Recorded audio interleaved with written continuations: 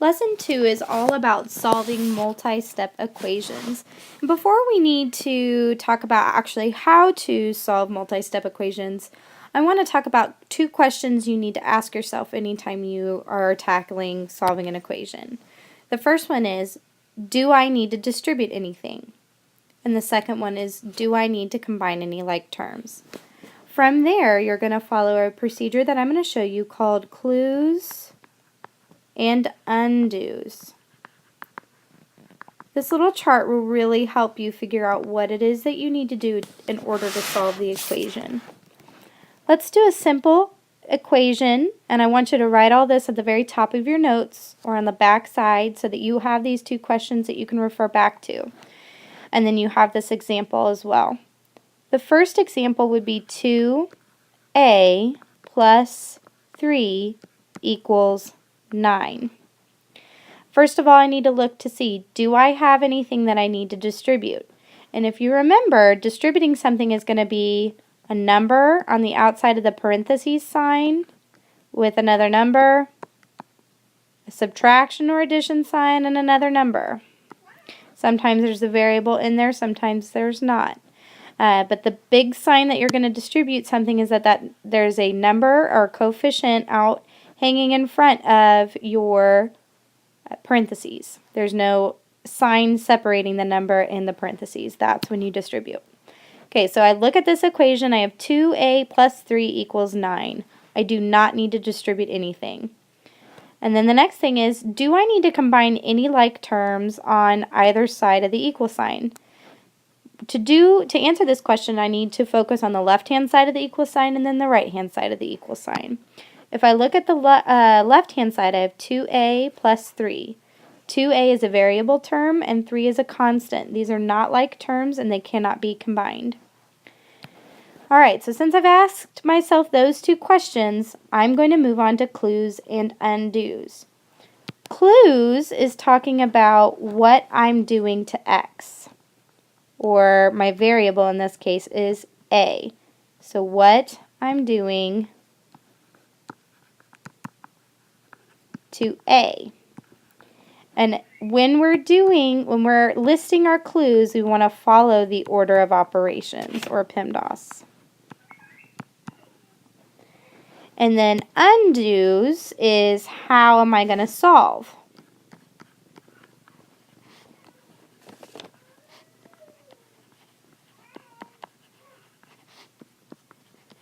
And to solve, we're going to be undoing the order of operations. And I'll show you what I mean here in a second. Alright, so if I look at the side of my equation with the variable, with my a, I have 2 operations shown. 2 times a, and then adding 3. Since I have multiplication and addition, those are my 2 clues. Those are what I'm doing to a, and I'm going to list those in order of operations.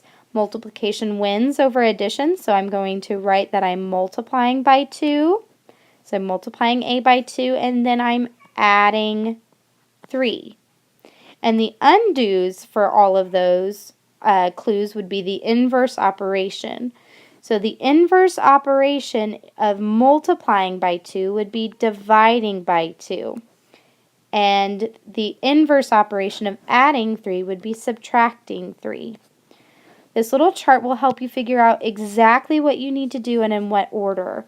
So when we're undoing something, we're going to work from the bottom up, meaning I'm going to solve my equation first by subtracting by 3 on both sides. I'm going to show that inverse operation on both sides just like I did with my one-step equations. I'm going to have 2a, the positive 3 and negative 3 cancel to 0. 9 minus 3 is 6. Once I do that, I have 2a equals 6, which is a one-step equation.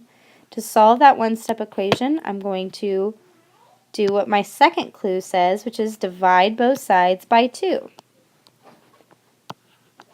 The 2's cancel out on this side, and I'm left with a equals 6 divided by 2 is 3. If I go back through and check that, I have 2 times 3 is 6, plus 3 is 9, so I know that a equals 3 is the solution. All right, let's go ahead and focus on example 1. I'd like you to follow along in your notes. Like yesterday's video, I want you to we're going to solve the top 2 problems together, and then I'm going to ask you to do the bottom 2 on your own. We're going to go ahead and skip example 2 this year just for time reasons. It's not really that difficult, but I don't want to stress you all out about it, so we're just going to focus on example 1. Example 1 is focused on solving multi-step equations, and in this case we have some like terms that we need to combine, or sometimes we have to distribute. If you refer back to those questions I had you write down at the beginning, the first one you should ask yourself is if you need to distribute anything. Focusing on example number 1, you'll notice that there is no number hugging in parentheses anywhere in this problem, so there's no distribution that needs to happen. But you do have to answer the second question, which is whether or not you need to combine any like terms. If I focus on the left-hand side, I'm going to see that, yes, I have a couple of like terms that need to be combined. I'm going to start by circling the terms with my variable, and remember, when we circle those terms, we need to circle the sign to the left of that term as it belongs with the term, and then I'm going to box in my constants. Along with that, I'm boxing in the sign. It's really, really, really important that you box in that sign. I'm going to do a little rearranging before I combine so that my like terms are next to each other. That means I'm going to put the blue circles next to each other and then the red boxes, and remember to carry the signs with them. So I'm going to have 3x plus 6x, and then plus 5 and minus 7. Drop down my equal sign, and then 25 is on the other side. Alright, so I have 2 blue circles here, and I'm going to circle the signs to the left of my terms because that's super, super, super important. And then I can combine them.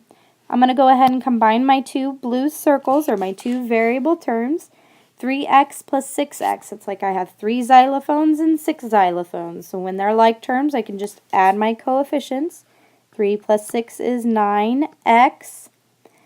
And then the red rectangles, my constant terms, that just the numbers, it's a little bit different. I have a 5, or a positive 5. You can treat that plus sign as a positive. And I have a minus 7, or a negative 7. If you look, those 2 constants are different signs. If you remember from our integer rules, different signs subtract. So 7 minus 5 is 2. And keep the sign of the higher number. Since 7 is a negative, or a minus, the minus and the negative is the same thing. You can treat it the same way. That this sign in the middle is going to be a negative sign, or a minus sign.